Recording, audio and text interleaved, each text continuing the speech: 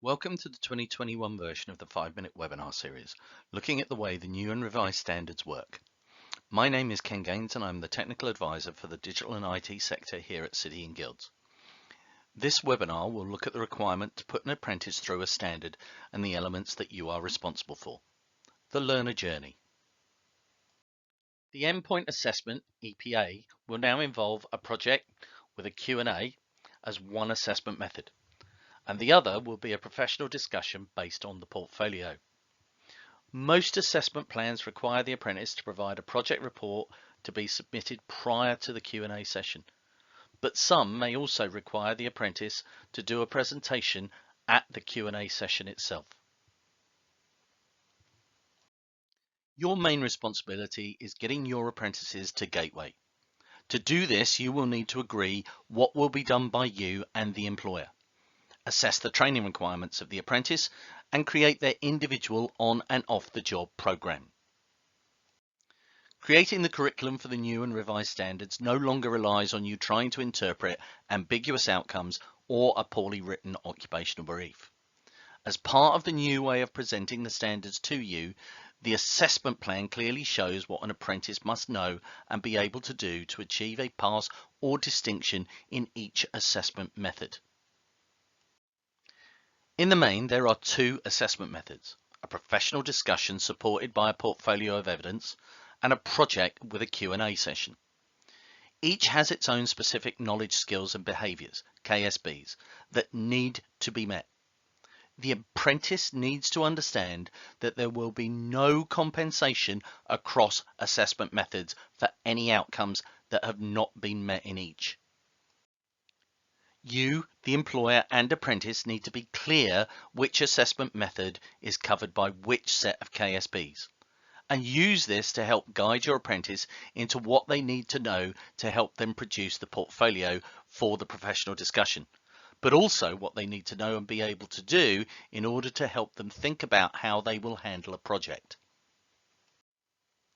City and Guilds provides exemplar material and guidance in its EPA Centre Guide to help prepare for the EPA assessments, but the learning towards these needs to be determined by you from your initial assessment and the requirements of the standard. It is also important to remember that that portfolio they need to put together has to be submitted at Gateway, and Gateway will not be confirmed until it is. When planning the 20% off the job, it is important to find out what the employer will be doing with the apprentice.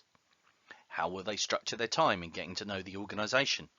Will they require formal training on particular equipment, systems or applications?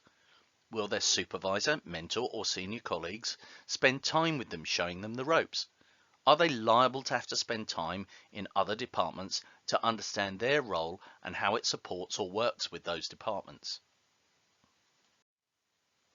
All these elements are the apprentice doing off-the-job learning, doing things that are not part of their day-to-day activities on their own as part of their job role.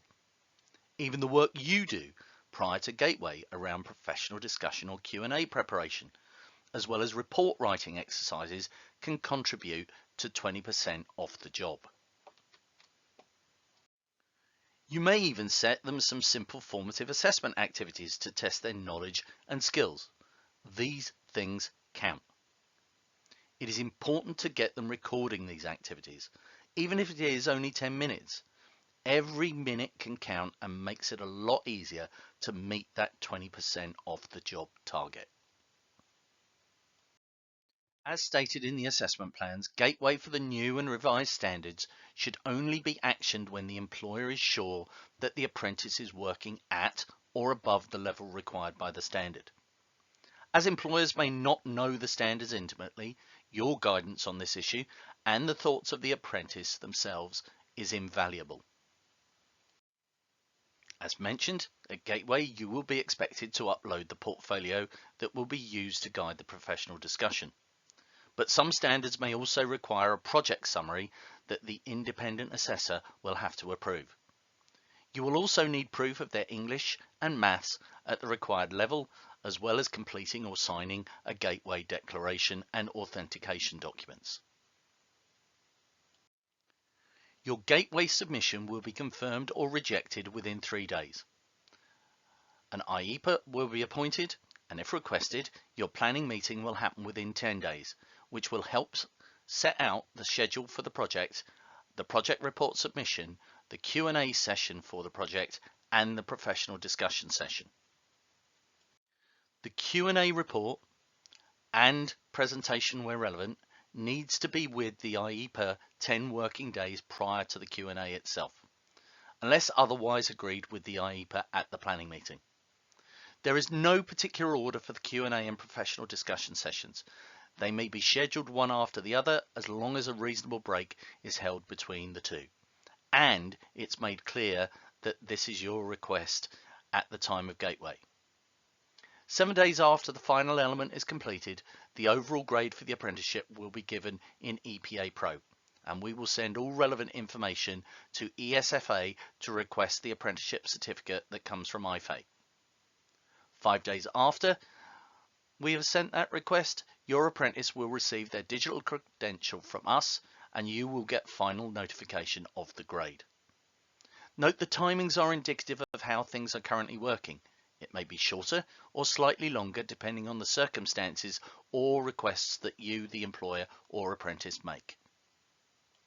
For more information and support, we have various ways for you to contact us and several webinars and newsletters for you to refer to. The government also has various sites to get the latest updates on funding, and IFA have their own site for you to check what is being revised in terms of standards, as well as getting the new standards and assessment plans. David and I are also at the end of an email if you wish to chat further in terms of City and Guild's approach to digital standards. We would be happy to set up calls with you to discuss this further. Thank you for listening, and check out the other webinars in the latest 2021 series available on the Digital and IT Updates and Webinar page at cityandguilds.com.